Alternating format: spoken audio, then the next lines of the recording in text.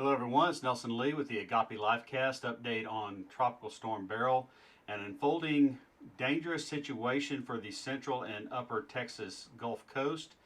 Right now, the Hurricane Center has it tracking inland near Palacios, perhaps just a little east of there along Matagorda Island, and coming in as a borderline Cat 2. As you can see, this hurricane point here coming inland is the problem sometimes with the Hurricane Center tracks is that it comes in between forecast points.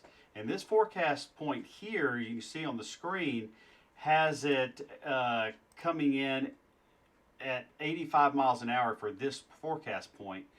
And the problem with that is it's already so far inland and it would have already started to weaken.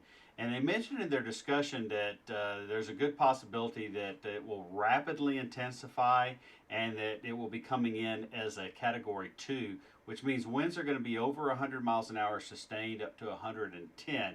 So looking at the overall pattern for development with the very warm waters and the way that the upper level winds are going to be, and I'll point that out here in a minute, I think that's a very good possibility. We've been talking about that for a few days now.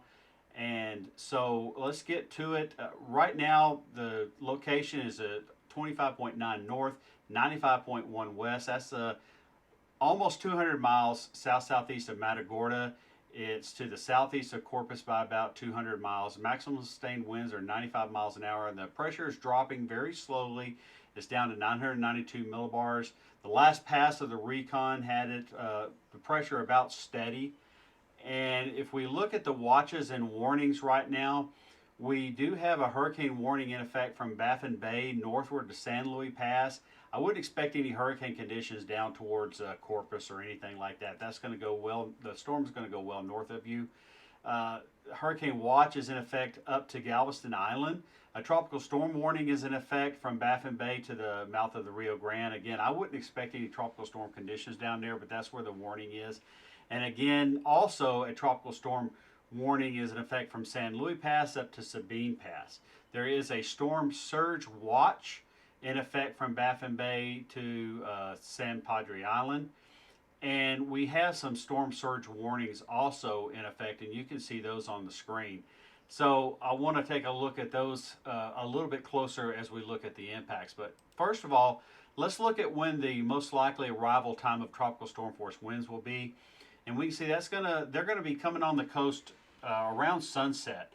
So you have for the rest of the day to rush your completions if you do not evacuate. And we'll talk a little bit more about that in detail here in a little bit. And you can see in that darker colored purplish area, you can see you do stand a very good chance of receiving tropical storm force winds. Even as we get into the red area, that's a 70% plus chance all the way over into Galveston Bay area. We see we have this upper level trough dipping down through the Rockies, and this is what is allowing Beryl to curve more to the north, but it's also going to add some exhaust mechanisms for Beryl to rapidly strengthen as this jet stream and the divergent quadrant of the jet stream adds some needed ventilation for Beryl. Beryl's really struggling still with some dry air in its circulation, but we think that's going to work its way out. And anytime a tropical system starts touching the jet stream, it really adds the chances for some rapid intensification. And we think that's what's going to happen later on today and tonight and allow Beryl to possibly rapidly intensify up to that Category 2 status, but certainly up to a hurricane status as it comes close to the coast.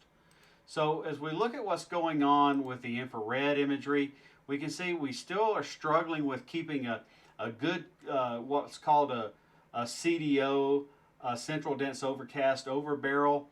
That's what's going to be needed to first start this rapid development of intensity. If you're looking at the satellite imagery on your local news station or on a phone app or something like that, if you see this big blob of convection first start, that's going to be the hint that it's rapidly intensifying, some really deep reds around the center. So that's what you're going to want to look for. And if we look at the visible imagery here, we can see that we have a very good circulation, and we would expect to see that with a pressure all the way down to 992 millibars. But we can see that in the middle of the core, we still have a little bit of dry air, and we're waiting on that to kind of mix out a little bit. Uh, we're not having a problem with any shear or anything like that. It's still the dry air, and I would expect that in the next 6 hours or so, that's going to work its way out. Taking a look at the radar, we see we already have one band that's moved through the upper Texas coast, and we should see more of these bands move through the afternoon and the early evening hours, and that's what we're going to look at. So taking a look now at the forecast for Beryl moving inland, we can see that this particular model really deepens the system in the last 6 to 10 hours of landfall. And you can see it brings it in right around Matagorda. And I would expect that that's probably a good call.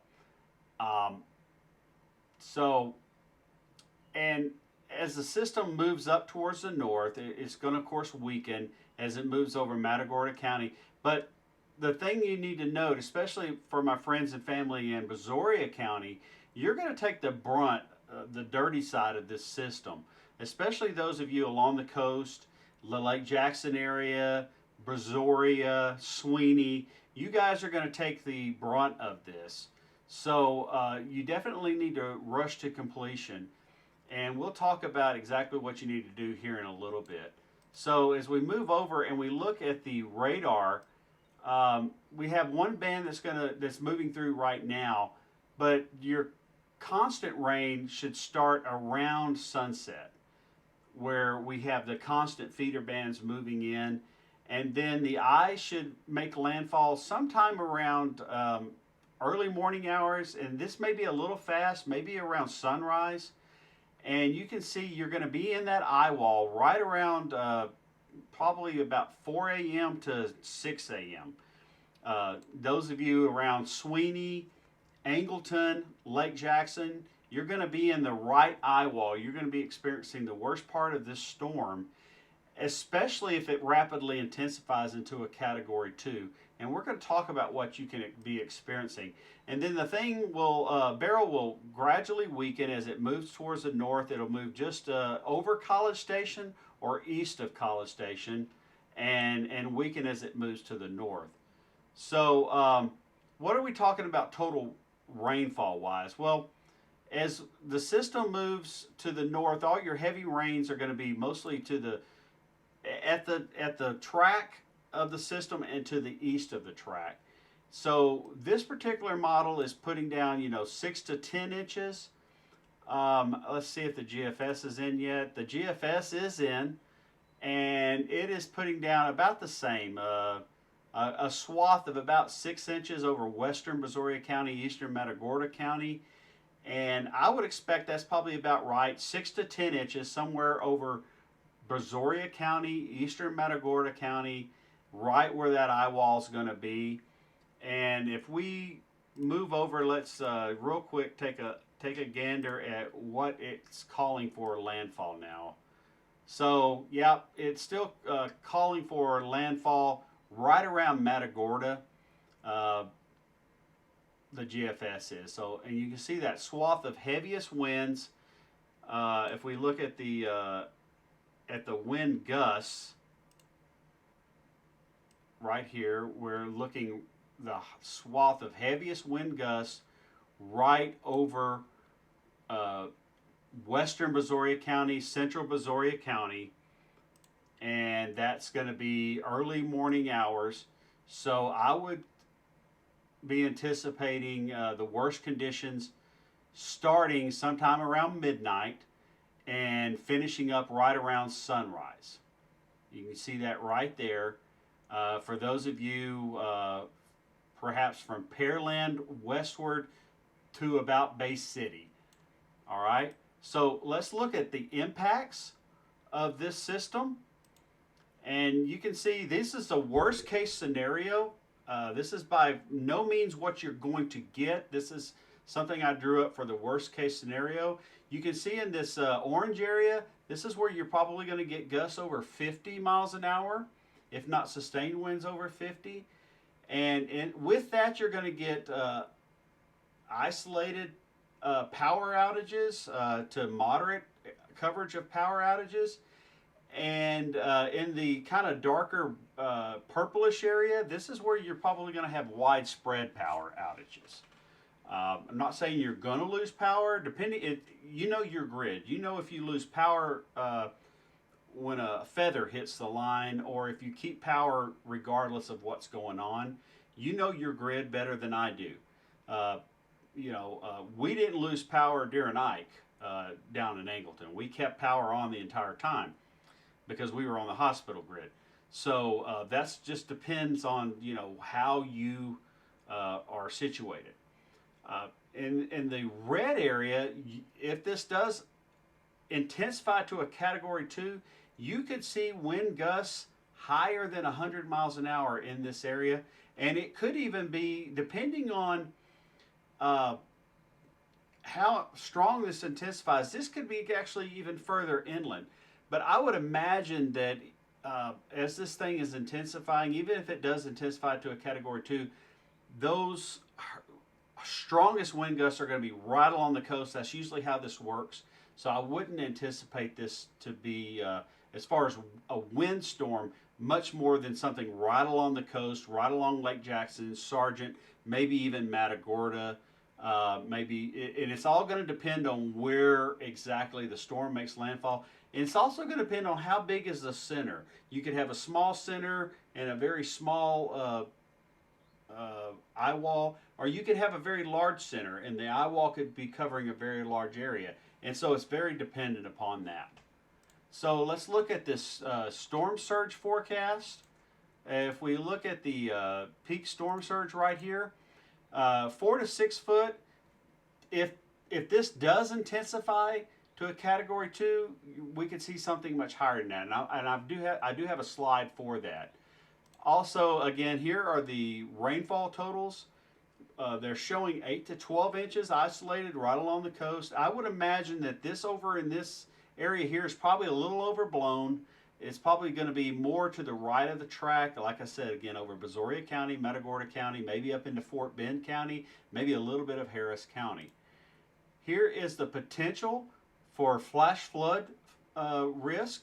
We do have a pretty high potential for some flash flood risk as this does slowly recurve up to the north over the next few days. Now, you do need to begin your final preparations now. You've got till sunset, basically, if you're along the coast. You have until sunset.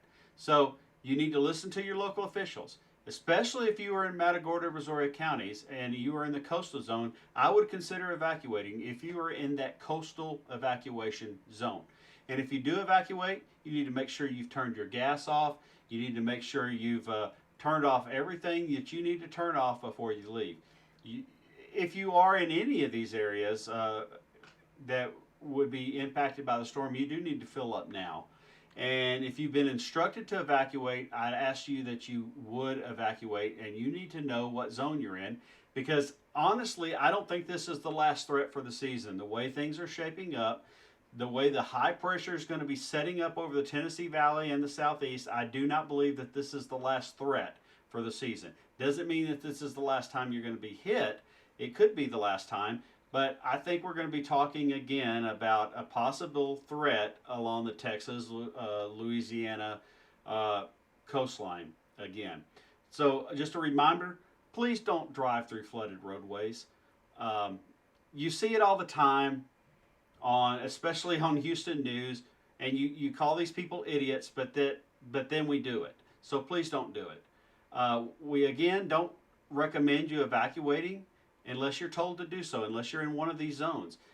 But do evacuate if you have someone in your family that needs electricity to survive. They're on supplemental oxygen, or they have some other medical equipment that will not work if you lose electricity. And if you live in a place that floods, and we'll look at that here in a second, if you live in a place that floods, if you live in a place that's surrounded by tall trees like pine trees, that you're worried about coming down during high winds, then we do recommend that you evacuate.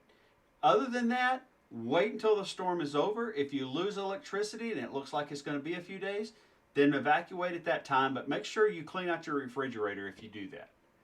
So bring in your outdoor furniture, tie everything down, charge your phones now. Make sure you have plenty of food and water for you and your pets. Have some cash on hand. Now, make sure you know if you're prone to flooding. You may be new to the area. There is a great link here. It's HTTPS and it's coast.noaa.gov/flood exposure. If you go to this link, and I'll keep this up here for just a second, coast.noaa.gov flood exposure, and you can go here, you can type in your address, and you can go to your specific location and see if you're prone to flooding. And you can know your flood zone, and it'll tell you exactly where you are and how prone to flooding you are. So I want to look at the Cat 1 surge potentials. This is right along the area that is going to be threatened right now. This is Cat 1 surge potentials, and you know where you live along southeast Texas, and of course this is the Lake Jackson area, and it is levee protected, so I would not anticipate any problems in this Lake Jackson area. They are levee protected. You need to listen to your local officials. They are going to warn you about any flooding potentials, but this is the zones, and this tells you the blue, I believe, is 1 to 3 feet, and this is the yellow is 3 to 6 or a little higher. So, and then if we look at the Cat 2, we can see that this is an inundation map, what's called an inundation map. So when we look at this, what we're seeing is the total amount of water that would be basically over the road or whatever. And you can see at Cat 2, these areas get much deeper, especially along the coast. So remember that this is going to come in much sooner, and you're probably already starting to see some tide rises, especially along the coast. So don't anticipate that if things start to get bad, you're going to be able to leave. That's why you have to leave now. So that's the last of this update. I want to tell you that I'll probably send out another update as conditions warrant, maybe later on this afternoon after the 4 o'clock advisory. But until then, I want to leave you with Isaiah 26:3. You keep him in perfect peace whose mind is stayed on you because he trusts in you. This is a time when those who trust in the Lord have to really trust in the Lord. And trusting in the Lord does keep you in perfect peace in all circumstances. So for those who I know and love in the southeast Texas area, and those of you, you know who you are, especially my family and friends who are in Brazoria County and Matagorda County and Harris County and Galveston County, my friends and family in Sweeney and Angleton and West Columbia and all of those areas. You know, I love you guys and I'm praying for you. And we'll come through this as we have so many times before. And may God richly bless you.